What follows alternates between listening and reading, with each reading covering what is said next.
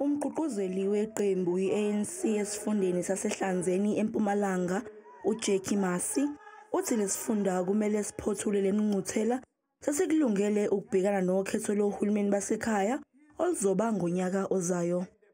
The ANC is contesting the election to capture the state so that we'll be able to deliver the service to our people. Uhlalo waleli qembu kulesifundazwe uMandla Ndlovu uthe lesifunda kumele siqinisekise ukuthi iqembu liphuma phambili okhethweni lohulumeni basekhaya.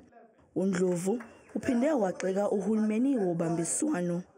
Serve the ANC from the toxic coalition government. They behave like zonkies which are unstable and unproductive. Save us from this toxic relationship, this abusive relationship. uNdlovu uphinde wathi iSouth African Communist Party SACP kumele isibukeze isinqumo sayo sokungenela ukhetho lwangonyaka ozayo ngokuzimela. We want to request the SACP to reconsider its decision.